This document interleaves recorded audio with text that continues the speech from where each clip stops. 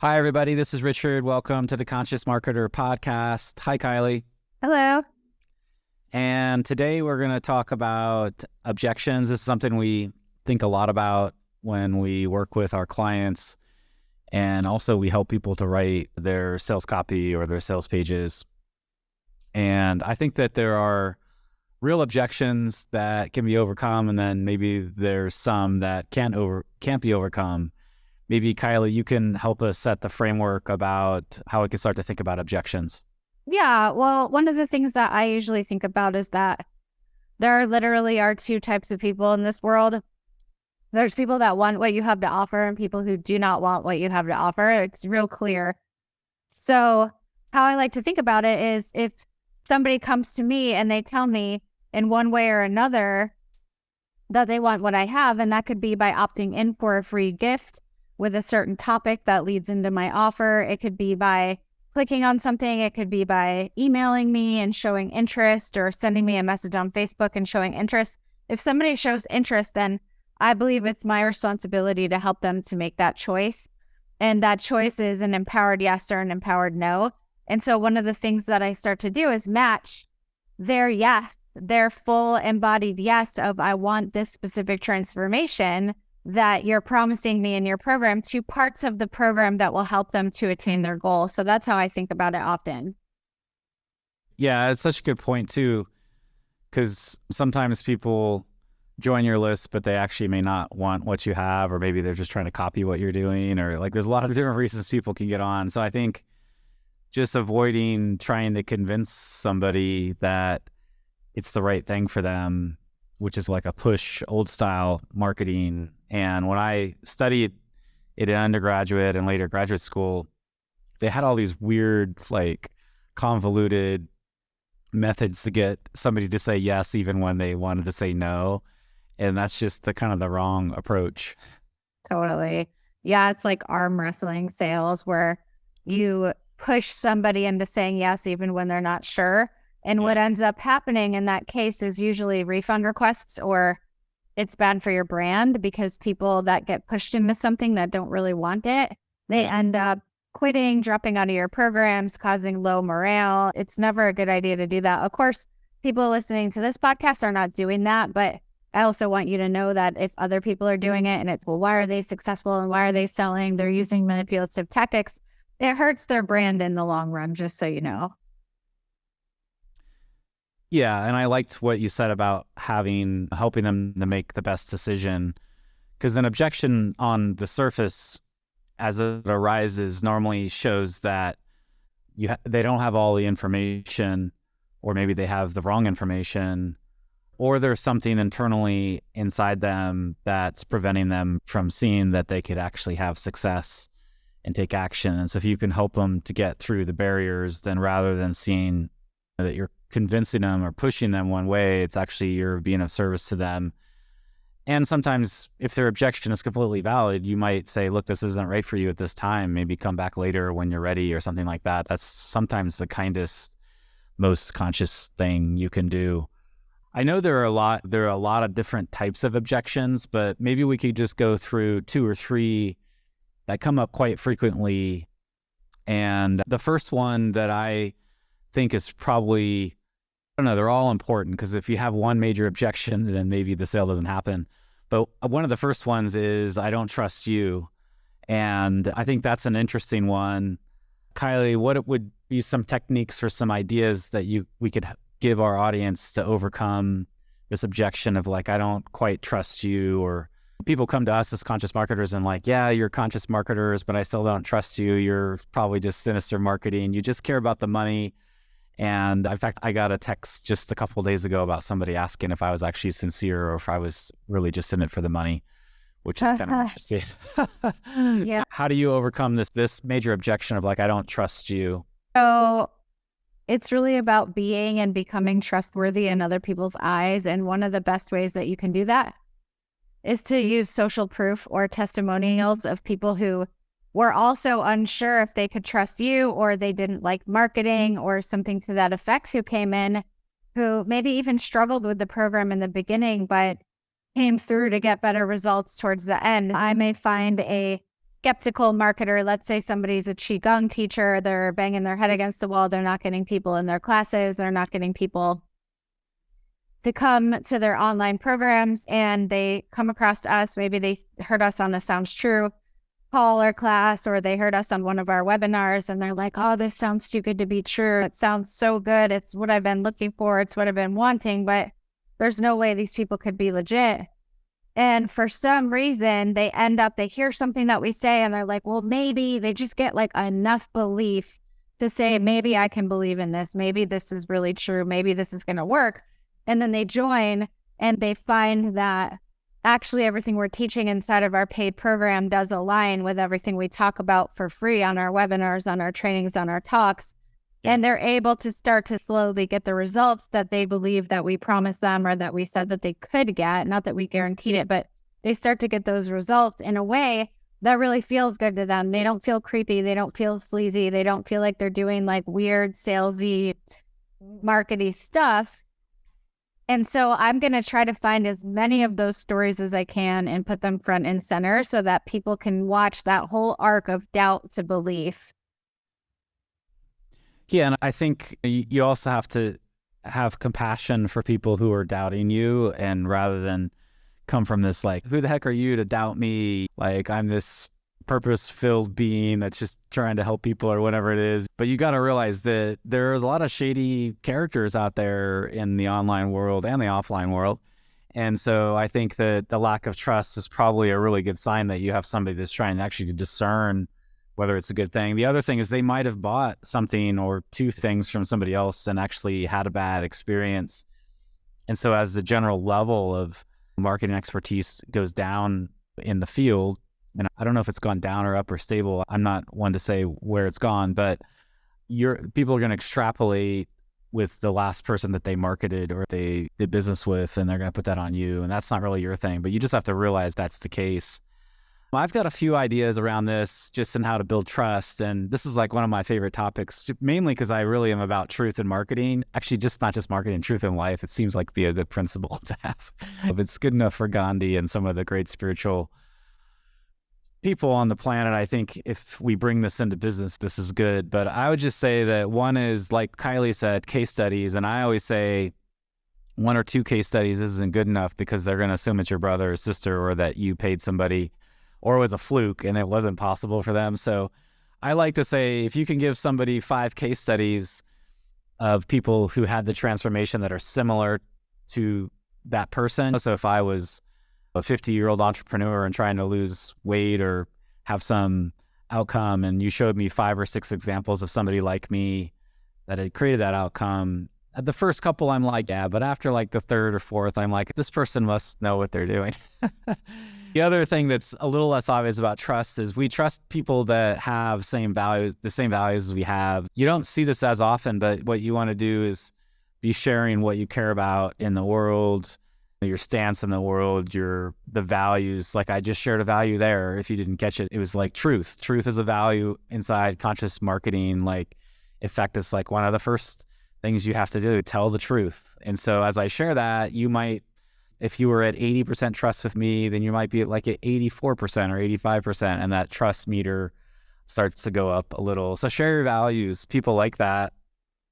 The other thing that you can do, just in terms of if people don't trust you, is you can do some stuff with guarantees. And this is, in the marketing lingo, they call it a risk reversal. And so it's like, try this for free for 30 days and get your money back. It's been around forever. I know one of the companies we do a lot of work with, it Sounds True, and they have a 1-year guarantee on all their programs. A 1-year guarantee. So you can buy like an online meditation or something, and 6 months later you can refund it. It's super crazy. Like, you could go to extremes. Normally we don't go to that kind of extreme, and normally it's like a 30-day guarantee. And then the last thing is we have a couple podcasts on status.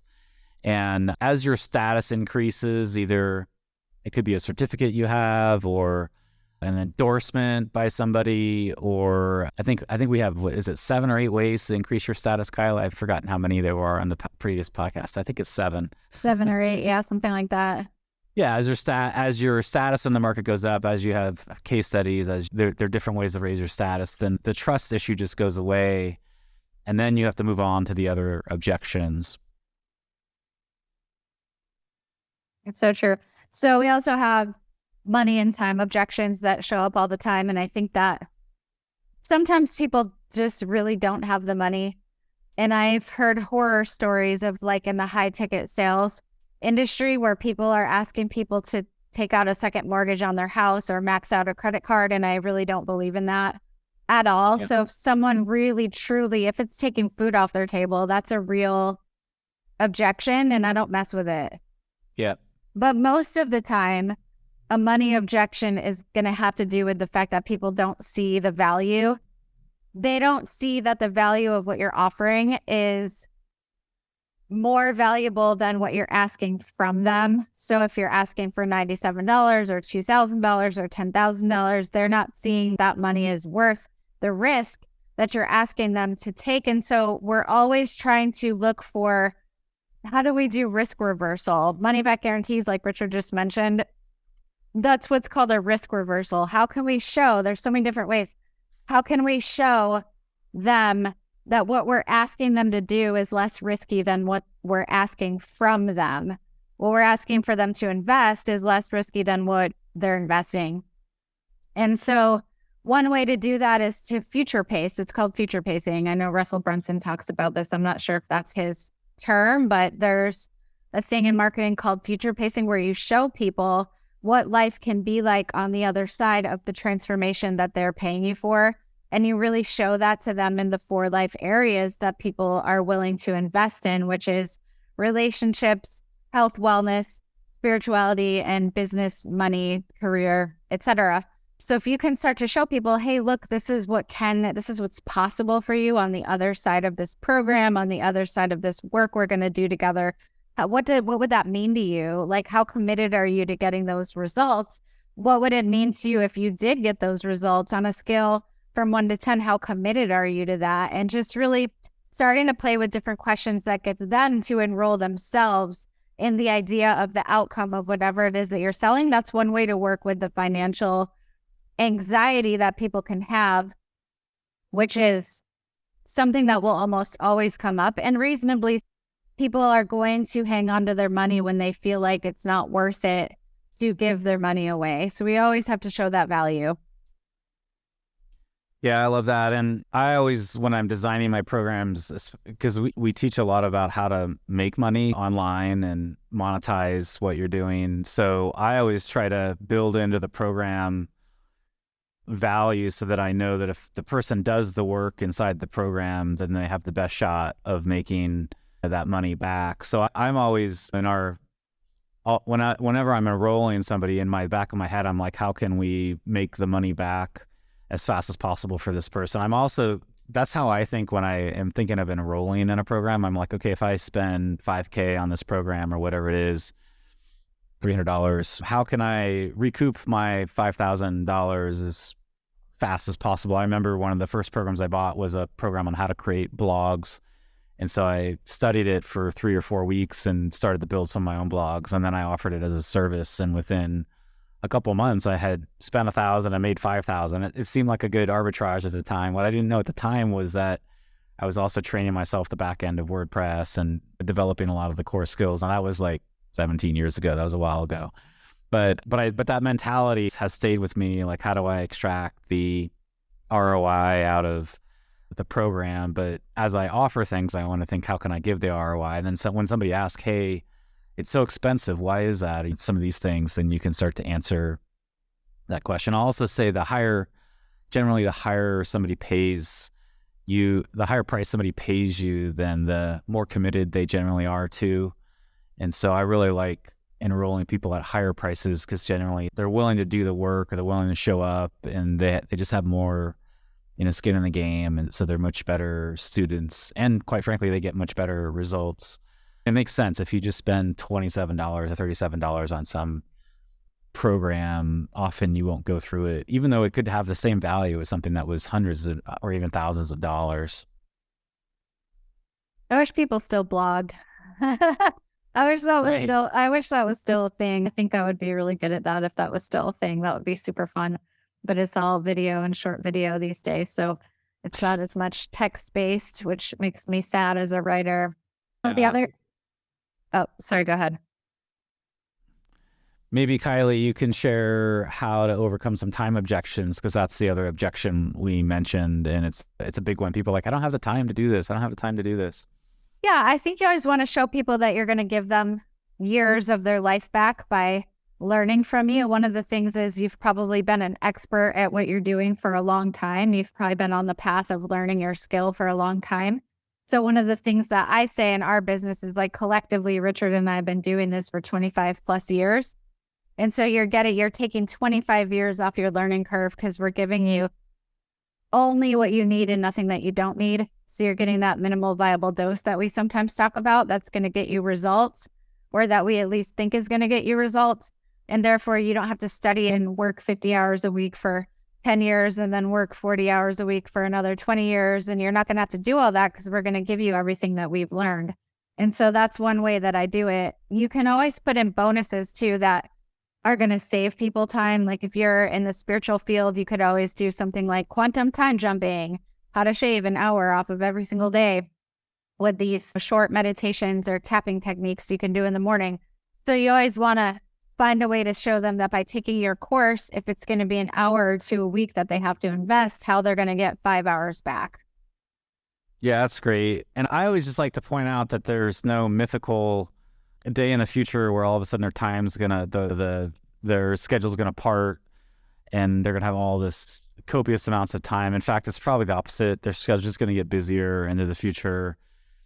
And granted, like I said, not to force somebody into if they're maybe somebody's having a baby or moving across country. Sometimes there are times that just don't work very well, and that's okay. It could be an authentic objection, but most of the time it's just a prioritization thing. And if there's a limited opportunity to take a course that could increase your income, change your life, then I always am just encouraging people to block the time off and put it higher up on the priority, or to see the downside of either not achieving it or not getting the benefits from it. And I would say that the last thing I would say about objections that I've been using a little more recently, because I think as human beings, we think that the world isn't going to change very fast, and we think we have more time than is allotted. And then you see things happen fast, relationships dissolve, people's health decline rapidly, financial shocks, people struggling, negative emotions and other things, when if they had therapy or meditation techniques, they could be managing those. So I just like to think of it as a broad term of just raise the stakes a little bit and just help people to see the light, helps people to see the way out of the darkness, help people to, if you can get your potential prospect to feel what it would be like to create a different world in whatever area you teach, then they can see that, especially if they can feel that, then they're going to want to take action. And then it's your job as the mentor or the teacher to do whatever it takes to get them the results within the bounds of the program and the offering that you have.